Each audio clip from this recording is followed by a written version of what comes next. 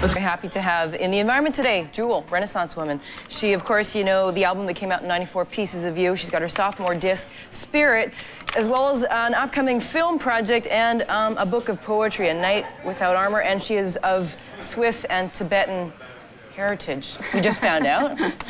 Some sordid affair long ago. Yeah. So this album, Spirit, how does it compare to Pieces of You, songs that were written more or less when you were a teenager? What's the progression? Evolution? Yeah, the right. progression. You just get a little better, hopefully. With time, you get better at singing. I'm just more comfortable with who I am and my writing and all that stuff.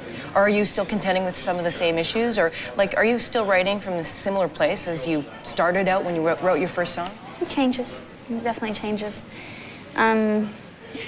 This record is much more representative of what I am and who I am now, of course. I think every record is sort of a snapshot of who you are at the time, and it has more to do with issues of how do you be kind to yourself when you disappoint yourself. What is intelligent optimism? How can you be aware of the problems in the world and not ignore them, but at the same time overcome and stay mercilessly focused on where change is possible and things like that. How do you give yourself a break? It sounds like you're giving yourself a break, learning to accept and love yourself. Right. I guess it's just a mental thing. I think, honestly, there's so many friends that are models now, and none of them feel beautiful, and it's amazing to me. And you're like, you don't feel pretty? And it's nothing to do with reality. It's everything to do with what's in between your ears. Yeah, you know? switching yeah. that thing. The album is very, very positive and full of lots of loving sentiments. The album title, Spirit. What's your belief of spirit? What I think spirit is just simple. I think people are naturally spiritual because we have spirits. And I was raised in the nature, of course, and outdoors where everything has balance. And to acknowledge your spirituality over your physicality or over your mentality, to me, lacks balance. So to me, spirituality is just the whole human. So the nature is very, very important to who you are. It is. I think it's important to anybody. Yeah. Are you still able to get out there? Not as much as I'd like, but yeah, whenever I can. Turn on the faucet, there's the ocean. You give big thanks to your mom, who's also your manager, your mentor and best friend. What sort of influence does your mom, Nadra, have on your life? Every influence. I think we really bonded, especially. We've been like that our whole lives, but when we were both living in our cars and record labels came to see me. You and your mom were both living in cars? Yeah, for about a year. Wow.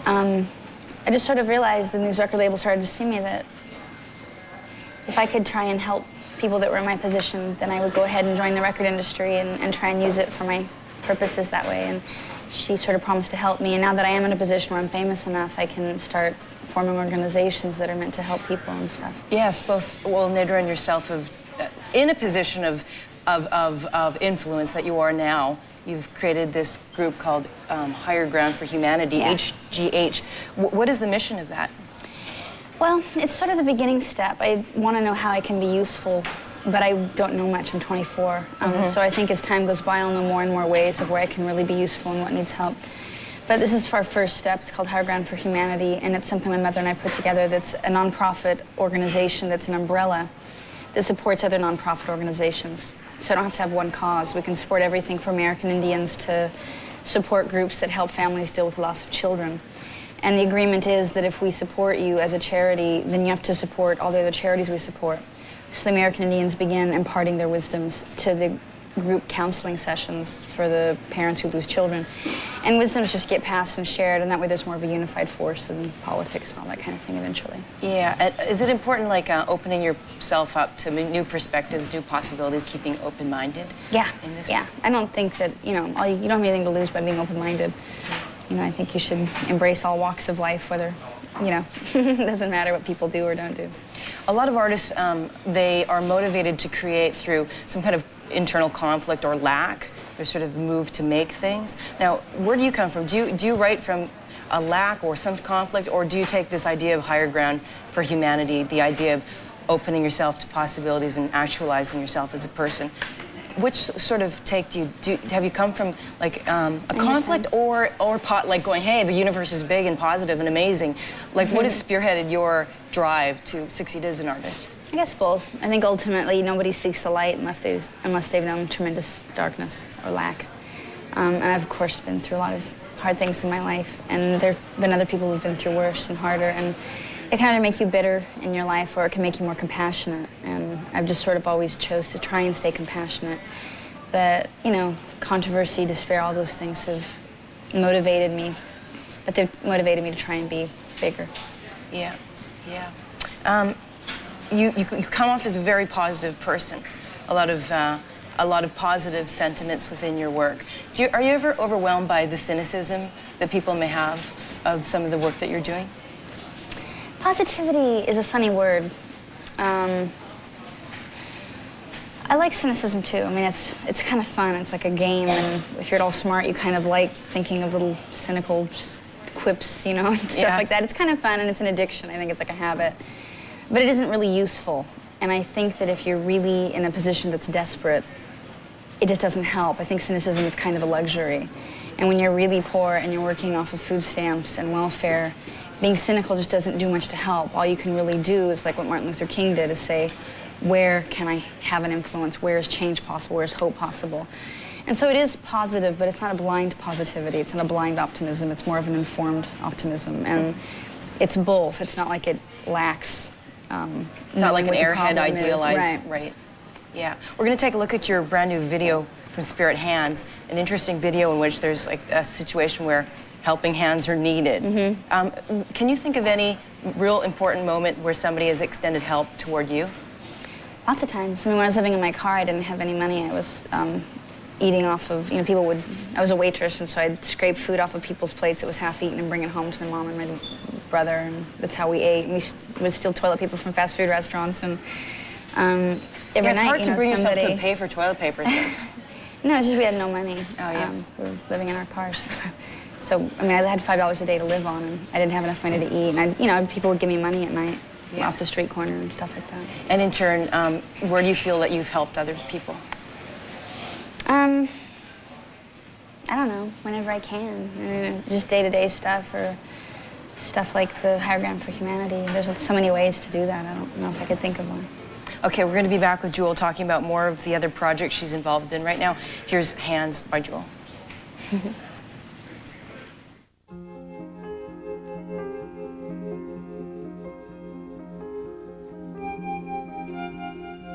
If I could tell the world just one thing, it would be that we're all okay. And not to worry, 'cause worry is wasteful and useless in times like these. I won't be made useless, won't be idle with despair. I'll gather myself around my faith, for light is the darkness most fear. My hands are small, I know, but they're not yours, they are my own. But they're not yours, they are my own, and I am never broken.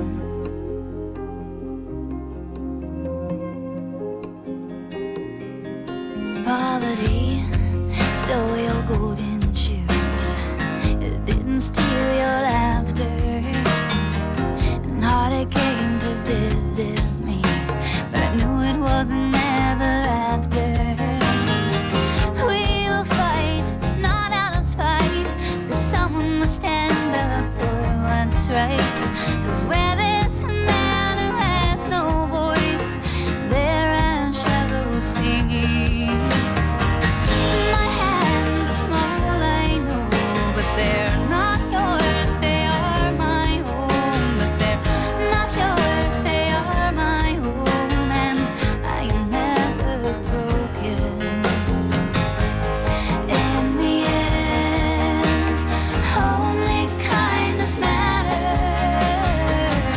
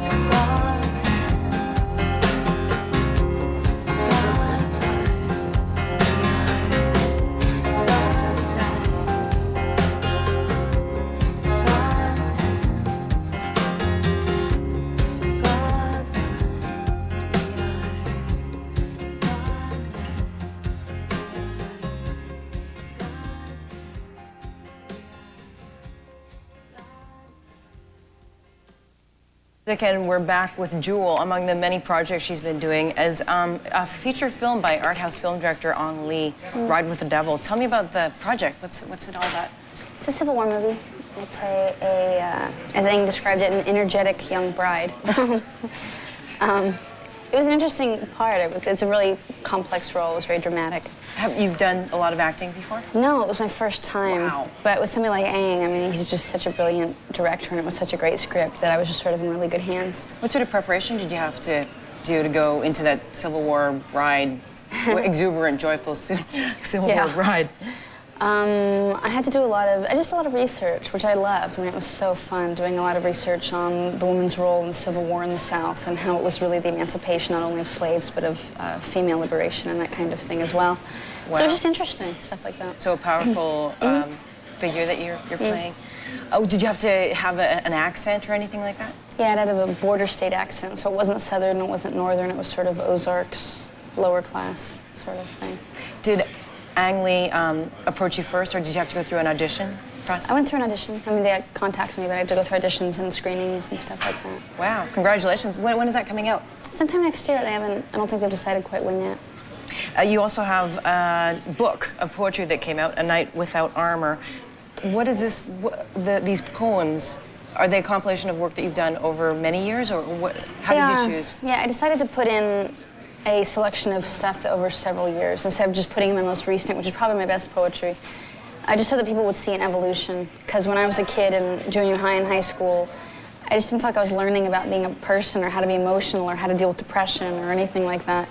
But when I read writers that were honest, like Bukowski and Nice Nin, I felt like I wasn't a freak and I wasn't alone.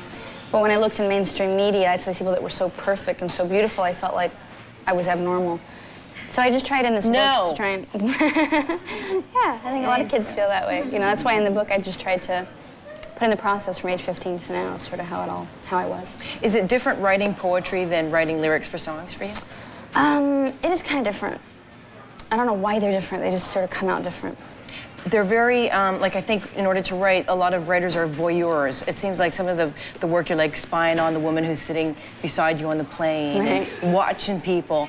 You know, you're the object of a lot of eyes, but do you have a voyeuristic aspect to yourself? I think everybody does. I think we're always interested in what's happening in the seat next to us, and is that person happy, or why does he look so sad, or, you know, things like that. There's a lot of romantic poetry here, too, a lot of big love, a lot of sort of steamy romantic ideas here. Do you have, like, an ideal of a romantic partner? What is your ideal of who that would be? It changes, honestly, with time. I mean, in the book, there's a real progression on love, you know, from romantic love, unrealistic love, to sort of a more realistic look at love and what I would rather have. I just look for courage. Courage. Yeah. Has anyone fit that for you yet in your life? Yeah. I think there's been times. Are men intimidated by you at all? It's changed, actually, now that I've gotten famous. I don't know why, but men do act a little bit differently, I've noticed. Yeah. Yeah. A bit intimidating. It's unfortunate. You just got to get a courageous guy. Yeah. One of the poems, the words are, I am told that I am adored by millions, but no one calls.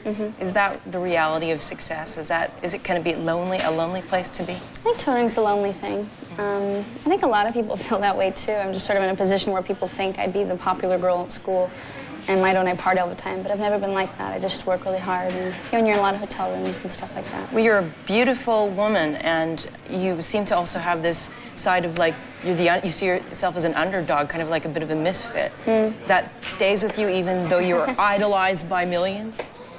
I guess so. And I sort of had this theory that you form your identity at age, you know, when you hit puberty or something around age 12 or 13, and it's when you realize you're separate from your parents, you start becoming self-aware, and nobody's really comfortable with themselves at that age. I have this theory that, like, psychologically you sort of keep that image of yourself, it's sort of an awkward person that doesn't fit in. You and your mom are real tight. Did you ever rebel against family? Did you ever have a period where you're like being a poop disturber? Maybe, you know, like small fits, but only for a week or something. I just never really, to me, I always thought a real good rebellion was succeeding. You know, and if somebody said I couldn't do it, then I'd say, oh yeah, then I can. And I just thought that proving them right was pointless. Yeah. You know? There's a lot of kind of crazy stuff involved in the business of making music. Right now you're on a crazy media junket and you're having to do a lot of interviews. A lot of the stuff that's involved in the entertainment business doesn't have a lot of about the artistry of creating, but how, beyond all that business stuff, how do you get into a zone with yourself to make the work, to get back to the art? Well, I think it's just a constant choice. I think one of the easiest things in hindsight is getting signed, and one of the hardest things is to keep your art pure and coming from a pure place. The media becomes such a strong weight in your life that it's easy to start creating to be accepted by media instead of writing for yourself and for art. And so I've just had to constantly remind myself. I did a second record 2 years ago, actually.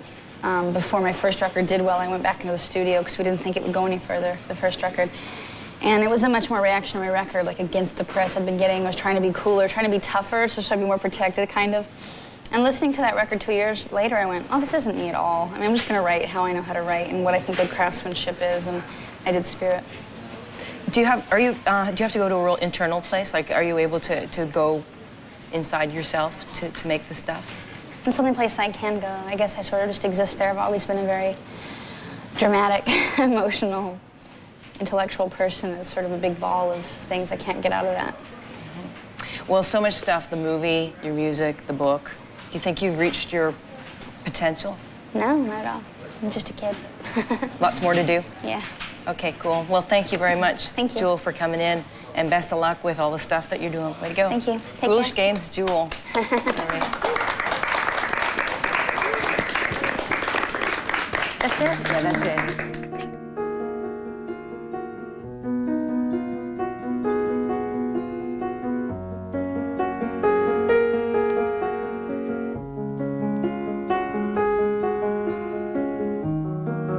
You took your coat off and stood in the rain.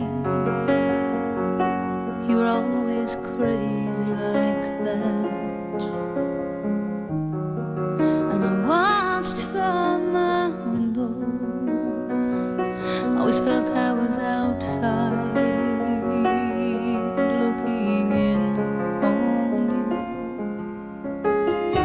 You're always a mysterious one with dark eyes and careless hair. You were fashionably sensitive, but too cool to care. You stood in my doorway with nothing to say besides some comment on the weather. Well, in case you fail to notice, in case you fail to see, this is my heart bleeding before you. This is me down on my knees. These foolish games are tearing me apart, and your thoughtless words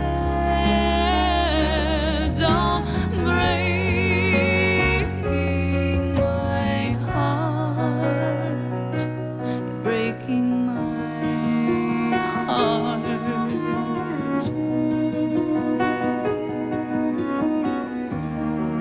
You're always brilliant in the morning and smoking your cigarettes and talking over coffee.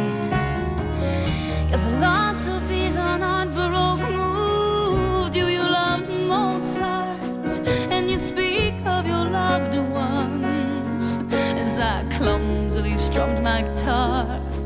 Well, excuse me, guess I'm mistaken you for somebody else, somebody who gave a damn, somebody more like myself. These foolish games are tearing me, you're tearing me, you're tearing me apart, and your thoughtless words are breaking my heart.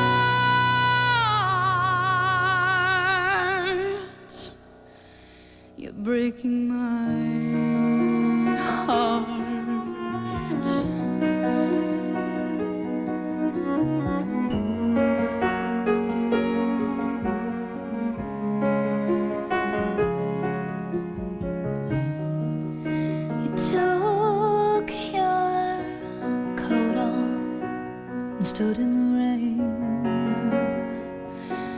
You're always crazy.